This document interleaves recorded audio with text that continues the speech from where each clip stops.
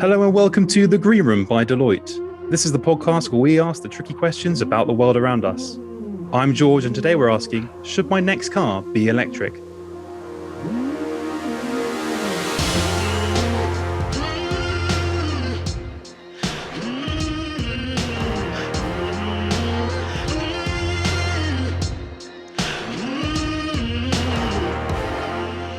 Hello, and thank you so much for downloading this episode of The Green Room. I'm George, and today I'm joined by my electric colleague, Lizzie Elston. How are you, Lizzie?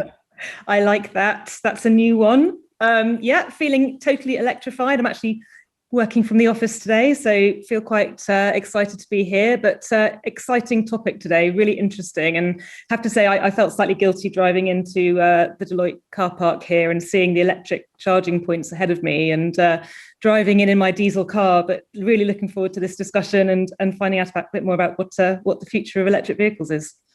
Yeah, absolutely. Me too. And I have to confess, I am by no means a petrol head at all, or an electric head, or however you want to describe it. I am. I watch Top Gear for the jokes really more than the car reviews. But no, I think it's a really exciting topic. I think everyone has a kind of personal story when they think about cars. Everyone sort of remembers their first car or first epic road trip with their friends when they were teenagers, and it's something which cars featured in movies and in popular culture all the time, and but we're at this really exciting point now where feels like there's a bit of a step change in the world of cars as more and more electric cars are on our streets, and every time you open a newspaper there seems to be another article about the next electric car. But we need some people in our passenger seat today, Lizzie, to drive us through this. So who do we have in the studio to explain about electric vehicles and help our listeners? Well, I'm delighted to introduce our guests. We are first of all joined by Daksh Gupta. Daksh is Chief Executive Officer at Marshall Motor Group, one of the largest motor dealer groups in the UK. After starting his career as a car salesman, he's now got nearly 30 years of experience in the automotive retail sector under his belt. Welcome, Daksh. Thank you, Lizzie. And it's 28. Don't start aging me, please. Oh, and also delighted to welcome Jamie Hamilton, who is Head of Electric Vehicles here at Deloitte. Jamie works with car manufacturers, leasing companies, and new entrants to understand the new trends shaping the automotive and wider mobility sector. Welcome, Jamie. Thank you very much for having me. It's a real pleasure to be here. Great to have you. Thanks so much for coming here today, Jamie and Daksh. But as ever, we like to warm up our episodes with a bit of an icebreaker question. Yep. So this week's icebreaker has just pinged up, and it is this: what's your favourite order at your local cafe? Who's going to take it away first? I don't mind chipping in. I think in the world of remote working, my coffee expenditure has gone to my local cafe, and they do a wonderful slice of brownie. So I'll regularly go in there with asking for a skinny flat white, just to be healthy, and a slice of brownie as well, which I don't tell my wife about. Who else? Daksh, what about you? What would you order? Well, I did that earlier on, actually, on the way to the office earlier, hence why I'm wearing a suit, which is quite unusual, I guess. So for me, it's a latte, actually, and I've tried to be, having had a tougher lockdown in Q4, where I put lots of weight on. I'm particularly chuffed that I've lost 2.5 stone in the last 5 months, so I'm being very, very good and very disciplined. So I would have been like George, and I would have been ordering a few, maybe chocolate millionaires or something like that, but I'm definitely just sticking to the lattes at the minute now. I need your secret, Daksh. I think I'm going to have to use this regime in the future. So stay off the alcohol and lots of walking. And I think it's just too easy to sit behind Zoom and Teams all day long. So my top tip is I'm walking about 13 miles a day, and I'm just working. So if you take your iPad or your mobile phone, you can do Teams. So just try and make sure you do all the internal calls on that, but it works really well. Fantastic. As long as you don't find yourself walking into the cafe and ordering chocolate brownies. Absolutely. That's the clue. What about you, Jamie? I feel really bad now.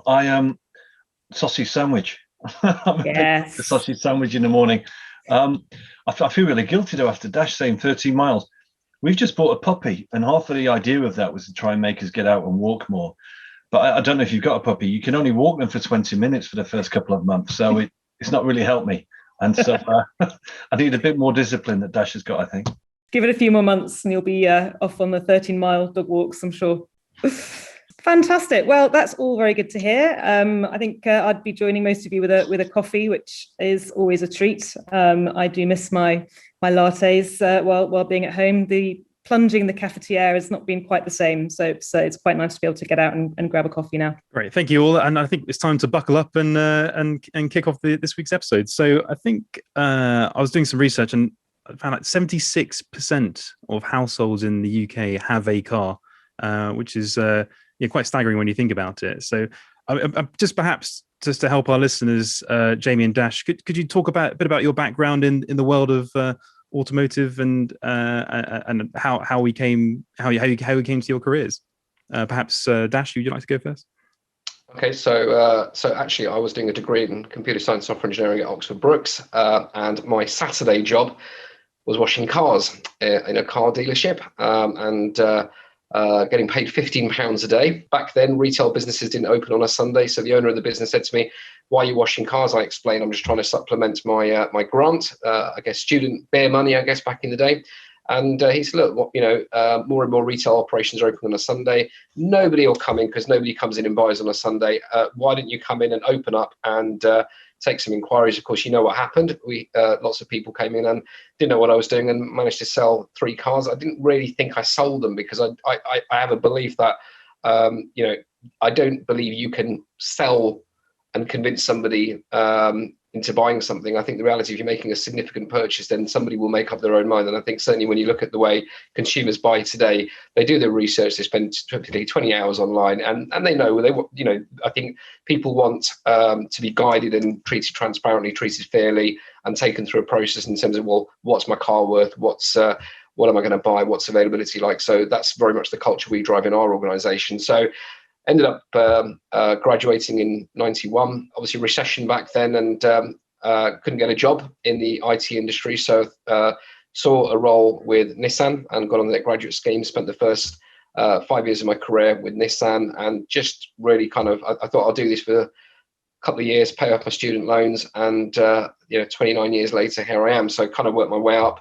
I was running a business by the time I was 24, 25, and just seemed to do reasonably well at it. And by the time I was 30, I was at Inchcape. I was a director on the UK board, and then I joined Marshall in 2008. So I've been in the role for 14 years. Our business is, as Lizzie said, we're one of the largest retailers in the UK. So we have revenues heading towards 3 billion.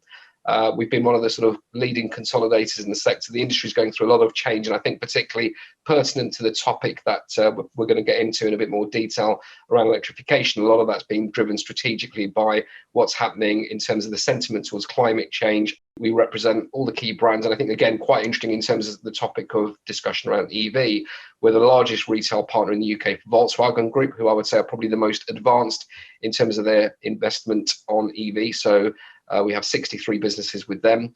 In fact, we've got 132 businesses in total, but 63 with them. So we're the number 1 retailer in the UK for VW. We're number 1 for Skoda. We're number 1 for that group, and we're big with Audi, big with Seat. We're big with Mercedes-Benz, quite interesting with a lot of the sort of EV products that they're developing. We're big with Volvo, big with Jaguar Land Rover. I won't rattle off all the brands because you'll be bored, but just gives you sort of a sense to my role and what I do, I guess, really. Yeah, thanks so much, Daksh. That's great, and it's I think you've really captured that the last 28 or so years really well there, and it must have changed a heck of a lot there. So I'm sure we'll dive into that. But Jamie, could you perhaps chat about how you came to be working in this space? Yeah, so I was at college about the same time as Daksh, actually. Started a career about the same time. I've always been really into mathematics, engineering, aerodynamics. So my first job, I started off working for Westland Helicopters, which takes me back. I used to design their rotor blades. And the first thing I was working on was world speed record for the Lynx helicopter, which was pretty cool. And then since then, I moved more into engineering design. And a lot of the cutting edge design is really in automotive. It's really where kind of the rubber hits the road. It gets kind of mass market really quickly. But the company I was working for merged with another company, with Augusta Helicopters, and I moved into the business side of that. So I became part of the strategy team. And ever since then, I've always worked at the intersection between strategy and manufacturing or engineering. And what really drew me or draws me to automotive is, I mean, it's an absolutely fascinating time to be in automotive at the moment. If you forget, the COVID stuff, which has been a challenge for everyone, people have been saying that cars are going to change more in the next 10 years than they have in the last 100 for some time. But now it really is true. We're seeing the whole thing around kind of the move towards electrification. Beyond this, we're going to be seeing the move towards connected car and data services, different forms of ownership as people move away from owning the car to kind of actually paying by mile or using it as a service, which is called shared. And then I think it's some way down the line, I must admit, I think 15, 20 years, we're looking at fully autonomous cars, which will be a big game changer in terms of public and private transport really coming together. But right now, we are seeing automotive really at the forefront of all of the sustainability efforts as well. It's one of the first levers that you can pull, either as a company, as a government, as an individual, to really reduce your carbon emissions. And so we're seeing that with the UK making commitments about when they're going to stop selling petrol and diesel. We're seeing it with some of the big brands, and some of the ones that Daksh mentioned just then are really at the forefront of this in terms of rolling out new electric cars. And it's happening all over the place. One thing we will get onto, though, is whilst I think that the car companies and companies like Dash's are really playing their part in rolling out electric vehicles, there's a lot more that needs to be done really around the infrastructure piece as well. In order to make this mass market, there has to be a joined up approach in terms of trying to get to charging. I guarantee we'll definitely come on to that, Jamie, looking at some of the questions on my sheet. But I think, before we get into the sort of future element of it, I'd be quite keen to get your views as to why cars are a bit of a success story. I think we mentioned that there is that kind of emotional connection, isn't it, with the car. I think it was Carl Benz who was the first invented the model modern car in 1886, according to my notes. But since then, that's 135 odd years ago. Why have cars got such an emotional connection with everyday people? I think it's a sense of freedom, isn't it? When you're 17, it means that you can start being mobile yourself without your parents looking after you. And everybody fondly remembers their first car. Mine was a VW Golf. I won't tell you which mark, but it was great. It was my pride and joy. Absolutely loved it.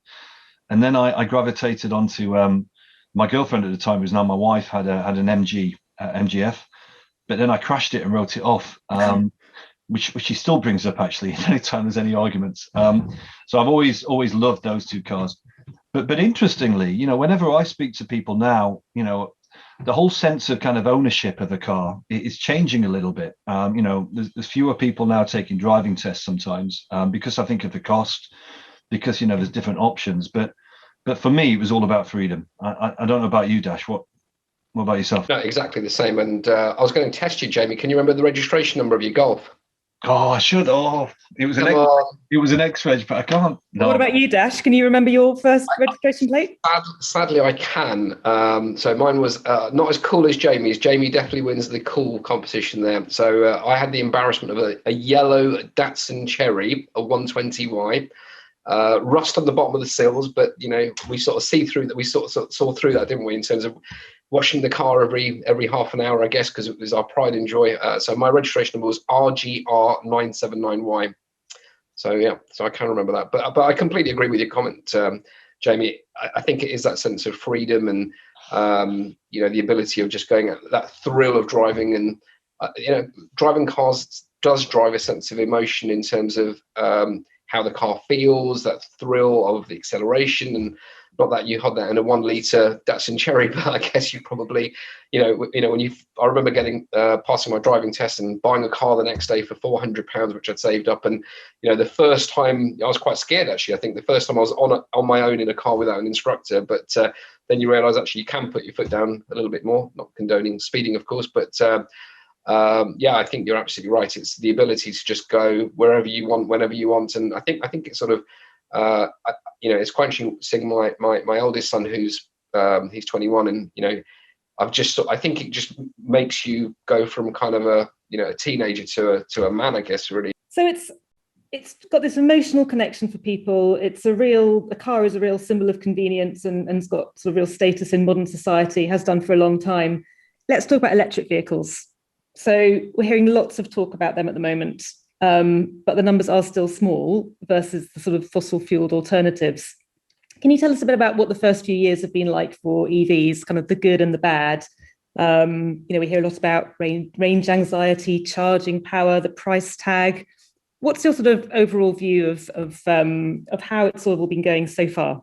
So I think, look, electric vehicles is definitely going to happen. I think we will have to acknowledge that. And I think there's been a lot of people sort of, I can remember probably even 6, 7, 8 years ago, people saying, "Oh, it's never going to happen. It'll never take off. People won't buy electric vehicles." And I think when you look at how fast technology has evolved, you can see the take up is starting to increase, and we'll talk about some of the data points in a second. But strategically, it's around the challenge that we all, as mankind, are facing together around climate change. So manufacturers have got a absolute requirement to evolve their business models because of the emissions that cars have been emitting for many years. I think as technology has evolved, it is overcoming some of those anxieties that I think, Jamie, you mentioned, sort of range anxiety that a lot of consumers have had. And I think if when you look at things like I remember when the first sort of Nissan Leaf came out, or the Toyota Prius came out, people were talking about a range of 90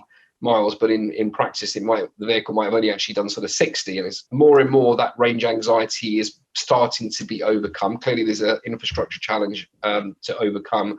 But I think more and more people are starting to get comfortable with the fact that you can live with an EV. It's interesting. I'm going to have my first EV vehicle in a few weeks' time. So that will be quite interesting to see how I live with it. Of course, there is a challenge around infrastructure, and if you find somewhere, is there going to be something that's free, etc. But I think what will happen will be with the investment that the manufacturers have been making, and if I take Volkswagen Group, I think they are probably the furthest ahead of a lot of the brands, the mainstream brands. Clearly, Tesla has sort of come along and given all the mainstream manufacturers a bit of a bloody nose and sort of said, actually, we can get a car out very quickly and produce and have a sort of competitive advantage for a period of time. But of course, the challenge for Tesla is they don't have production capacity. So as the rest of the OEMs catch up, and if you look at Volkswagen Group, they produce 10, 11 million cars a year. They do have that capacity and that infrastructure to be able to develop that. But of course, for them, it's around getting that cost of production down. So they have had a bit of a head start because of the emissions. So that's why that £100 million investment will come through. And I think as that technology evolves, you'll see further range come through, and that will then make charging times far faster. I think Daksh, you raised some excellent points. Then I think you demonstrate how complex this is in terms of both from the manufacturer's side of things, the sales side of things, and also the consumption of it. But Jamie, it would be great to get your take on it, because if the last year has shown us anything in the context of this pandemic, it does show that we can change the way we go about our lives. And it'll be great to hear from you about whether you think that's possible in the context of car ownership, and perhaps addressing some of those barriers to consumption, which Daksh mentioned. Yes, so I think people were a little bit reticent about EVs, partly because the technology, as Daksh pointed out, wasn't probably there at that time. 80 miles is probably too small to be really useful. But it was also, we spoke earlier about the emotion of the car. There's the sound of it, the sound of the engine, the smell. People were a little bit snobby about will it accelerate or not. I think now it's become mainstream now, I think, EVs. I think most people know somebody's got an electric car, and the acceleration you get on an EV can be phenomenal, can beat, ICE, petrol or diesel cars. So I think that a lot of that snobbishness now about EVs has gone away. You've still got the whole thing around sound, but I think that's less of an issue now. The whole point, it is about range. Initially it was about range, and it was called range anxiety, wasn't it?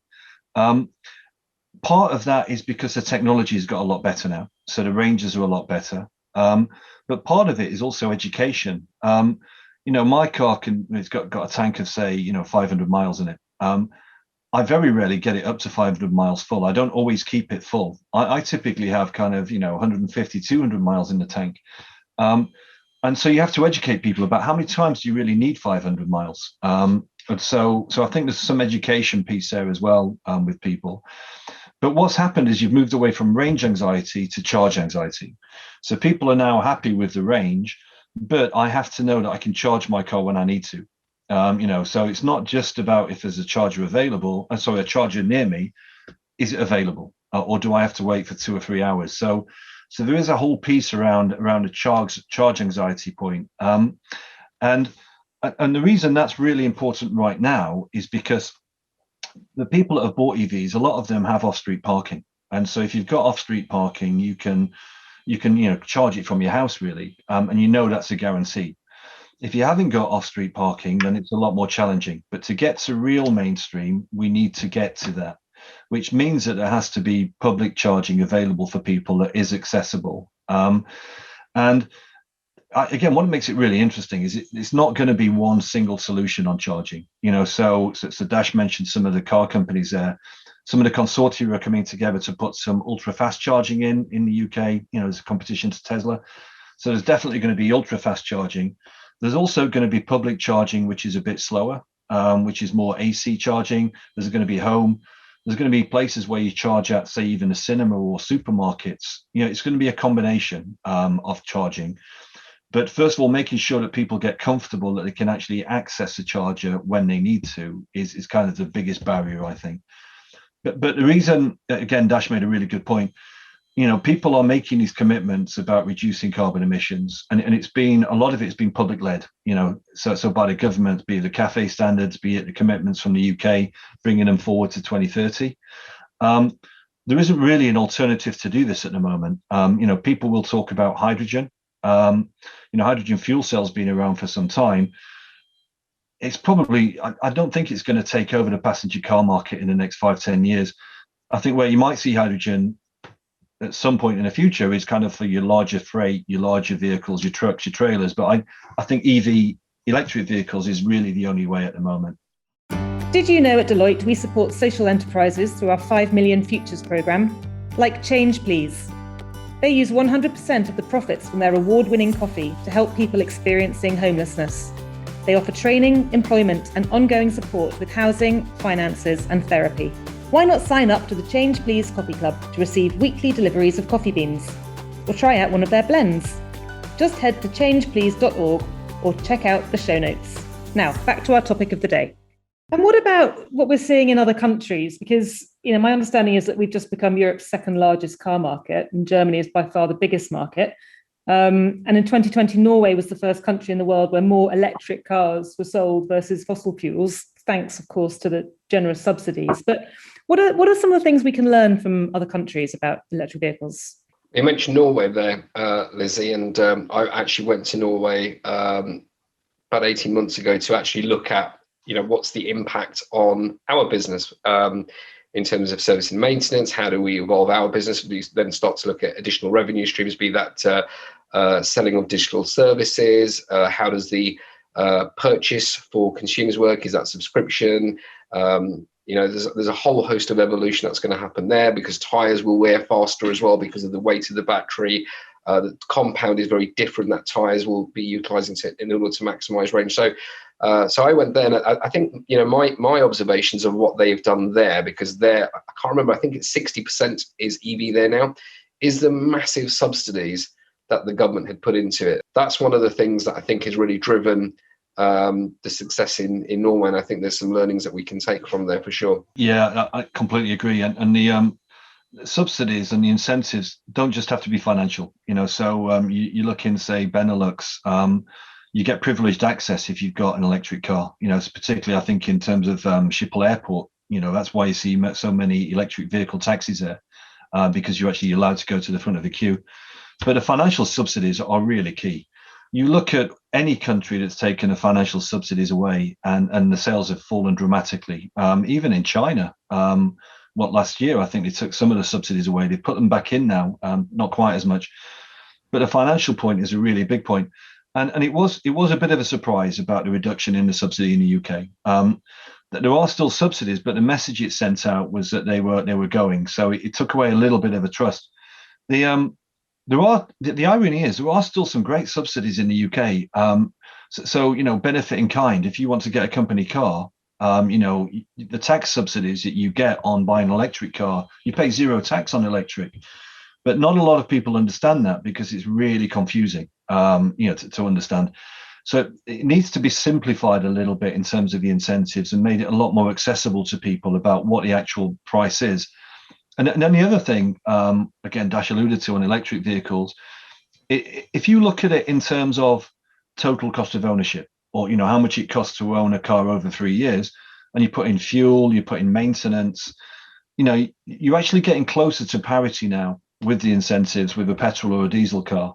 But nobody thinks like that. Everybody thinks about the upfront cost at the moment. And so something around, and some of the car companies now are looking, as to Dash's point about subscription, it's a matter of time now before people start adding electricity to it or guaranteed kind of maintenance, really to try and take away that price point issue and make it more about kind of total cost of ownership, I think.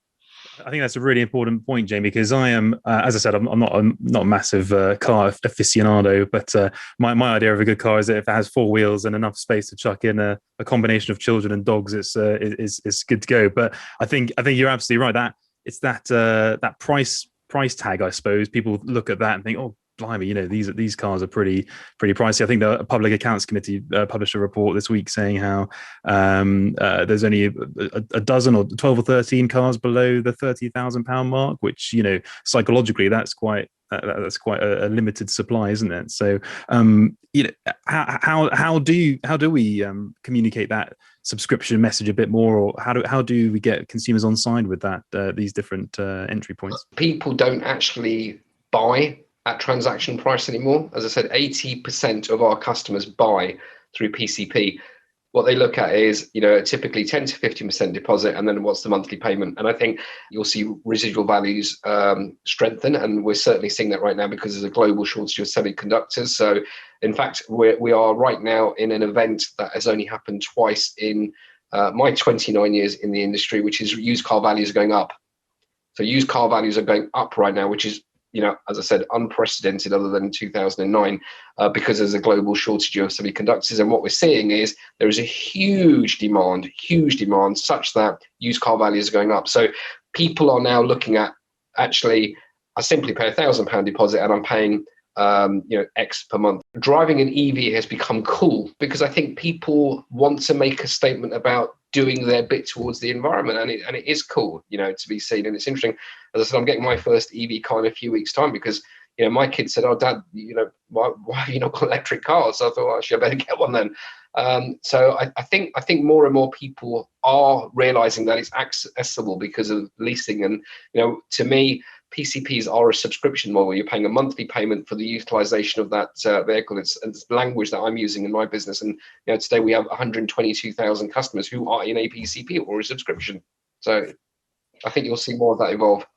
A really good point you've made there is about the used car market as well, because previously, businesses were having to price up PCP based on an estimated residual value, and they didn't really know how it was going to hold up for EVs. But the stuff we're getting back now, as used cars come back onto the market, to Dash's point, is they're holding up relatively well. That means that they're going to be able to, be a bit more certain about what those prices will be going forward and offer kind of better PCP deals as well. It also means that you're going to have secondhand cars on the market. So, that Deloitte did a study about kind of a price point that people want to pay, and there's still, I think about 40% want to pay less than 25k if they can. You can only really do that with some used car market. So the used car market is really important, I think, for EVs, both for kind of helping to finance the new cars, but also getting those cars back on the road. And you said people want to be seen to do the right thing. I think people genuinely want to do the right thing, honestly. I mean, there's been a groundswell in change of the sentiment, hasn't there, the last 3 or 4 years? I think even COVID has made people realize how fragile the world can be, and people really want to make the right decision. I go back to the infrastructure point. A lot of people can't do that at the moment because they haven't got off-street parking. But as soon as they can, I think you're going to see a big kind of mass take up as well. And we're sort of a bit tight on time, aren't we, Jamie? Because I think is it 2030 the ban on new petrol and diesel cars in the UK? So we've got 9 years to get this infrastructure set up, haven't we? Yeah, and that's put a lot of pressure onto the car companies because they have to plan ahead. And you look at kind of the lifetime of a certain model. A car typically lasts, I think, about 9 years in its lifetime. So it didn't catch them on a hop, but it did accelerate a lot of the things. I think what really surprised potentially me was I always saw hybrid as a bit of a stepping stone. But they also, pure hybrids are banned. There'll be plug-in hybrids. Some will be allowed from 2030, but it'll have to be electric in all but name. So that did bring it forward a lot quicker than I expected. I think, I'm not sure that hybrids really suits anyone in the long term because, certainly a plug-in hybrid, because you have to have a battery and an engine. It's expensive to manufacture. It's heavy. But I did think there would be a little bit more grace there. So I think the car companies are doing their bit. Honestly, I really do. The dealerships are doing their bit. I go back to the infrastructure. There needs to be a joined up solution so that it can actually work. And then the final point on this, the other area we're seeing a big take up is commercial vehicles. Light commercial vehicles are included in that ban in 2030 as well. So, your kind of your last mile delivery fleets, all the people are getting parcels now. That's going to have to move to electric as well. And we're beginning to see big changes there as well. And Dash, are there any, it would be great to hear from you about any major challenges you're hearing from the consumer end, or are you seeing signs that consumers are spending more on EVs and petrol and diesel going down? Is it bad for your business, this? No, I think it's great for our business. I mean, I think there's a lot of interest. If you just look at the sort of latest SMMT stats, it's around 7% take up now of, some form of electric vehicle. Now, of course, a big chunk of that is still hybrid. But I think there's a lot of interest. And I think as you look at some of the new models that are coming on, if I look at the demand that we had, if you take the ID3 that we launched last year, literally we were sold out for first 10 months. The demand was so strong. The new ID4's launched recently as well. Again, really strong take up, very desirable. The Audi just launched, which is the car I'm going to have, which is an Audi e-tron GT. So I think people are seeing a lot of these cars and are inquisitive and are starting to get their head around, okay, well, what does this mean? I know I've got to have one at some point. Is this, if you think about the killer question that you asked at the top of this podcast, which is my next car going to be electric? I think don't answer that yet. Don't answer it yet. We haven't got to the big question at the end. Okay. But I think people are asking that question. So I think there's a lot of interest. And I completely agree with Jamie's point around infrastructure. That's the thing people need to get their heads around. And Dash and Jamie, looking forward, and obviously not wanting to put you out of business, Dash, but presumably swapping a traditional car with an electric isn't the full solution either. And should we look at other greener alternatives like cycling and public transport and car schemes? And essentially, should people buy a car at all? And what are the trends amongst the younger generation? Are they still the same as we were when we were 17 and wanting that freedom that we talked about earlier? Or is the trend changing amongst the younger generation? It's been really interesting. If you look at what's happened with COVID, I think more and more youngsters were relying on Uber, in big cities, and we're getting more comfortable with that. And but it's interesting with the pandemic. Last year in August, the queue, if you wanted to get your driving license, hit 280,000. That's insane. Well, because all of a sudden the car has become your own personal PPE bubble, isn't it? So yeah. I think actually it's quite the opposite now in terms of the demand for Uber and these sort of subscription type operations. So I think it'll be fascinating to see how that evolves. And in some ways, the pandemic has been good, certainly for our business. Now, whether that ends up staying for the future, who knows?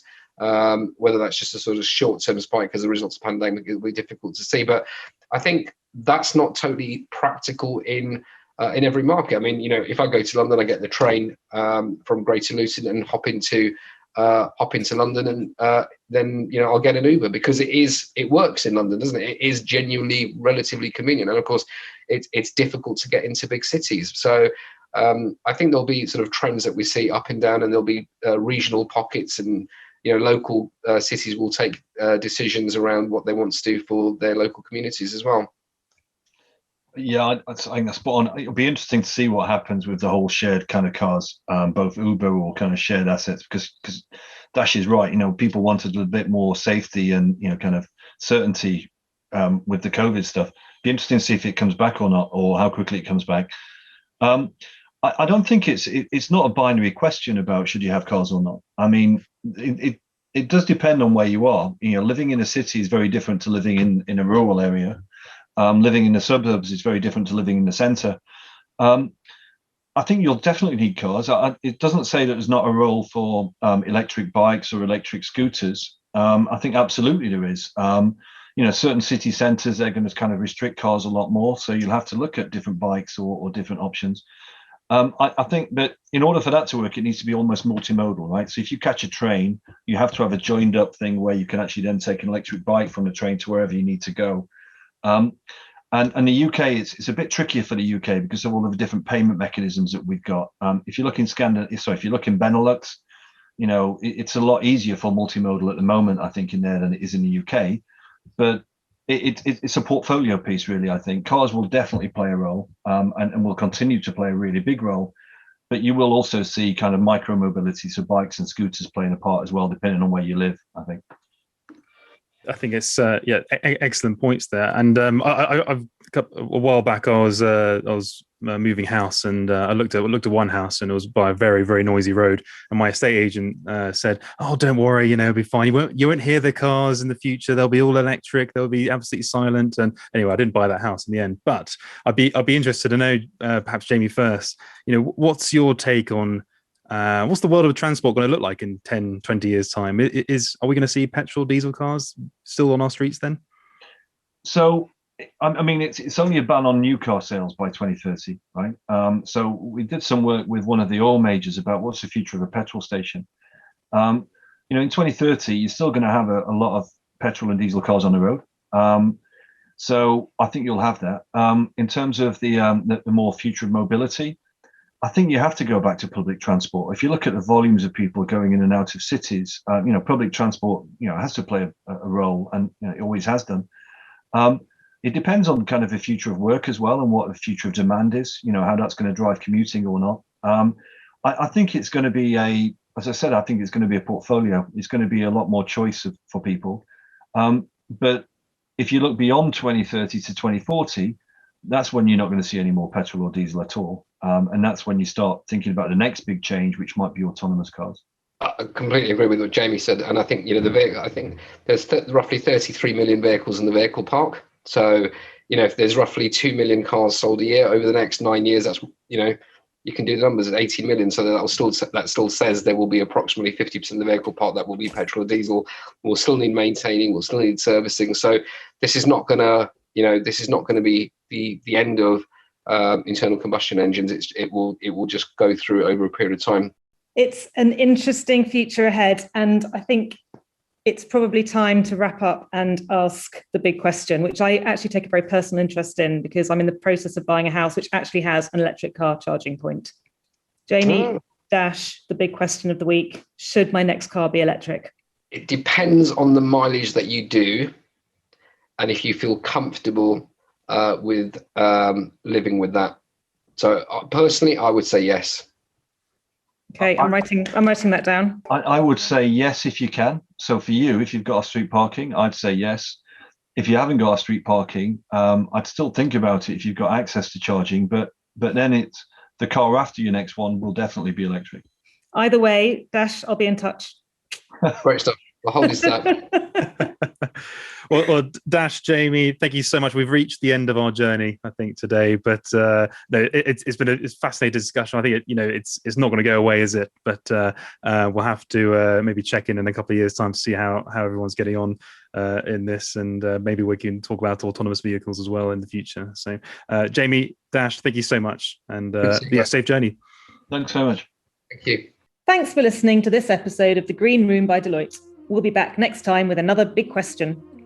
This podcast is produced by our very own pod squad and hosted by George Parrett, Lizzie Elston and Ethan Worth. Thanks to our creative studio for their technical support. Original music by Ali Barrett from our consulting team.